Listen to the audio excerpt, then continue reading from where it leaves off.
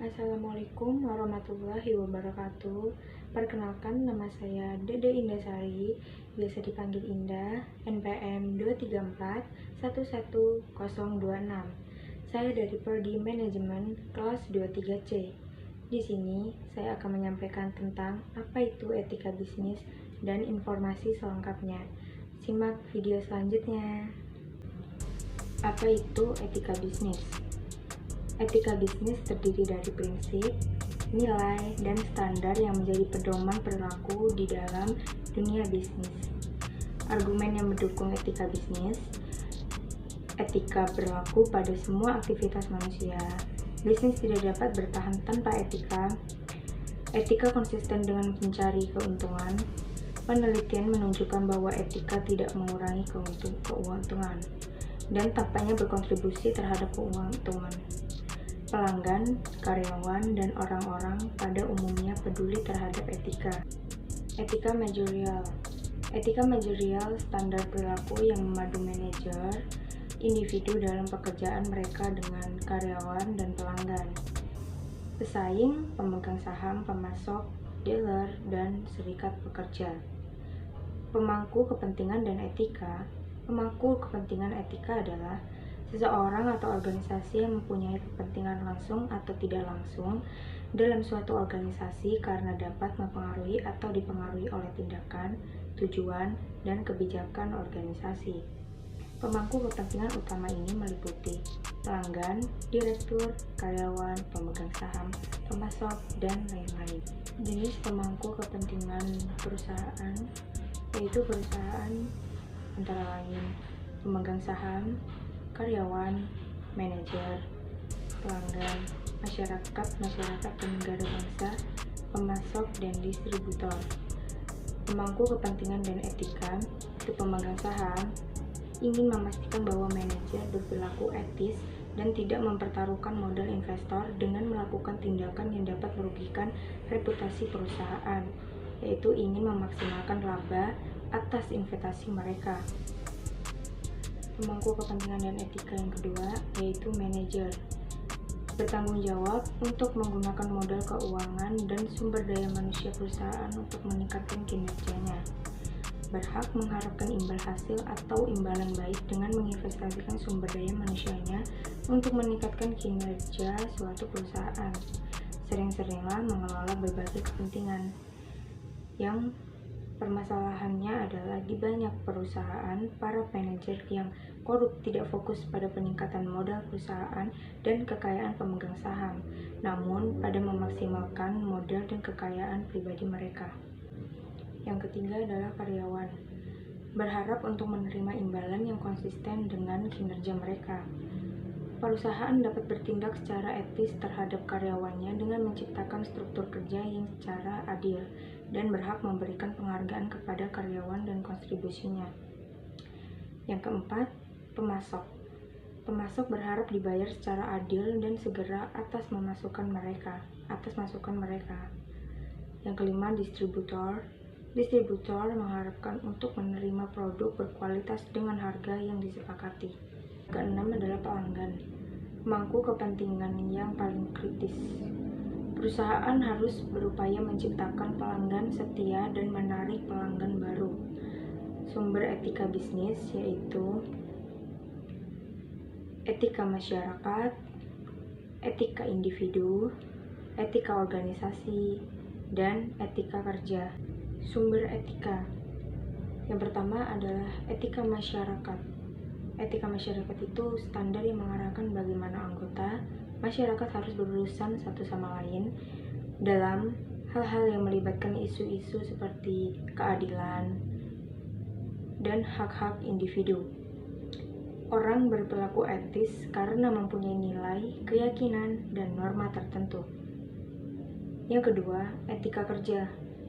Standar yang mengarahkan bagaimana anggota profesi harus berperilaku ketika melakukan aktivitas yang berhubungan dengan pekerjaan, etika medis, dan hukum. Yang ketiga adalah etika individu. Etika ini standar dan nilai pribadi yang menentukan cara orang memandang tanggung jawabnya terhadap orang dan kelompok lain.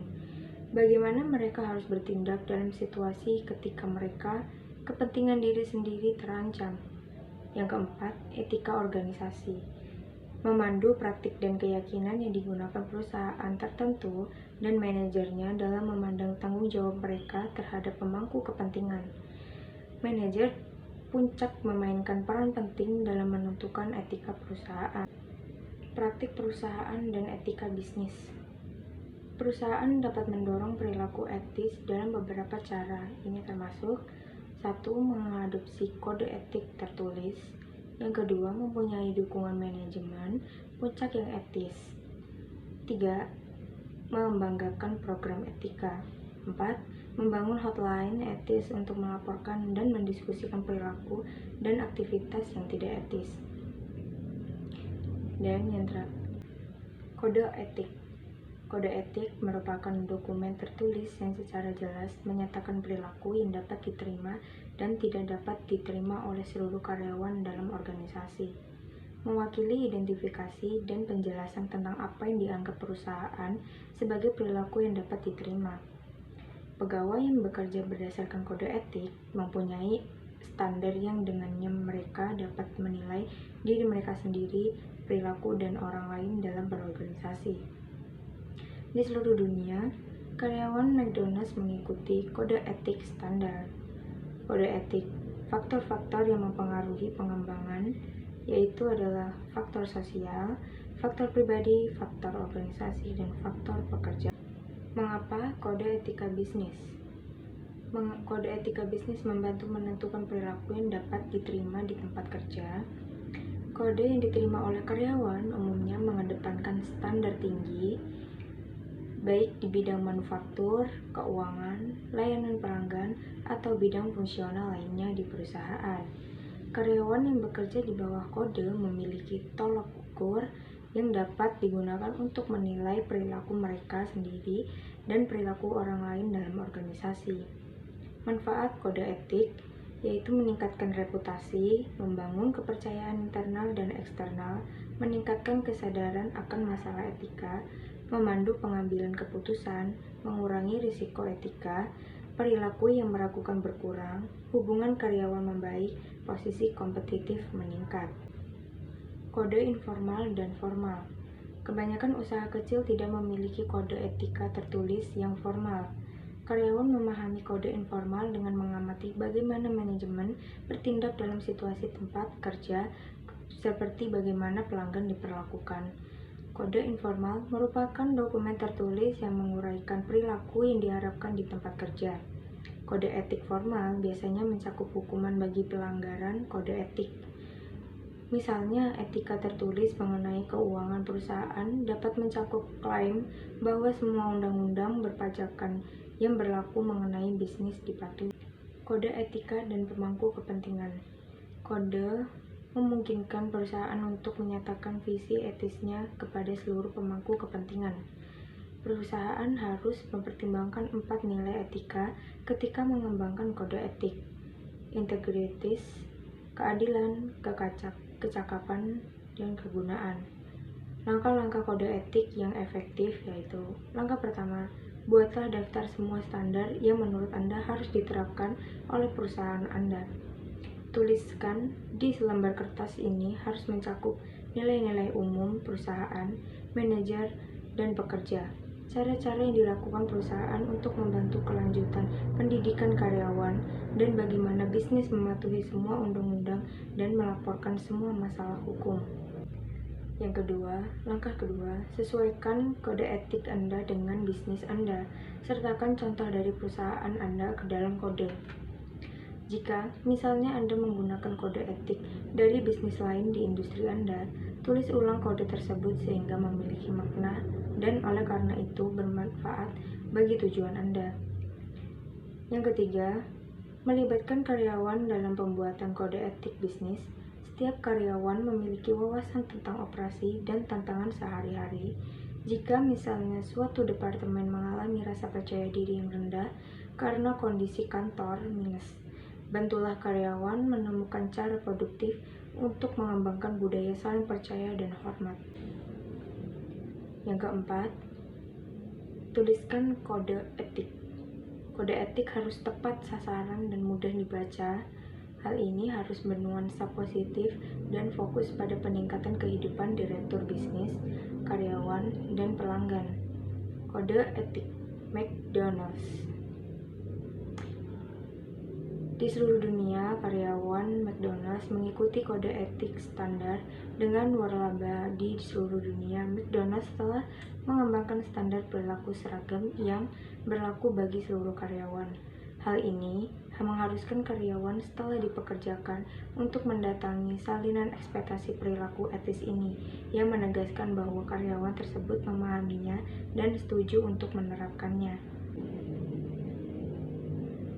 Tanggung jawab karyawan. Untuk mencapai standar tertinggi yang ditetapkan oleh perusahaan, karyawan harus memperlakukan sesama pekerja, supervisor, dan pelanggan dengan hormat. Seorang karyawan tidak boleh mengganggu atau mengancam siapapun. Perilaku ofensif tidak diperbolehkan. Karyawan tidak boleh menghina orang lain dengan kata-kata atau tindakan. Karyawan harus selalu menerapkan keselamatan untuk memastikan hal tersebut tidak hanya kesejahteraannya, tetapi juga orang lain. Alkohol atau obat-obatan terlarang, yaitu dilarang. Tanggung jawab kepada perusahaan. Selama pelatihan, karyawan mengetahui bahwa mereka tidak boleh menggunakan aset perusahaan apapun karena alasan pribadi. Komputer tidak boleh digunakan untuk email pribadi atau untuk mengakses materi ilegal atau tidak pantas. Harapan McDonald's. Tanggung jawab kepada perusahaan. Selama pelatihan, karyawan mengetahui bahwa mereka tidak boleh menggunakan aset perusahaan apapun karena alasan pribadi. Komputer tidak boleh digunakan untuk email pribadi atau untuk mengakses materi ilegal atau tidak pantas. McDonald's tidak hanya memiliki komputer, tetapi juga informasi yang dimasukkan ke dalamnya dan berhak menyelidiki isinya. Sekian materi dari saya mengenai etika bisnis. Saya akhiri, wabillahi taufiq wa hidayah. Wassalamualaikum warahmatullahi wabarakatuh.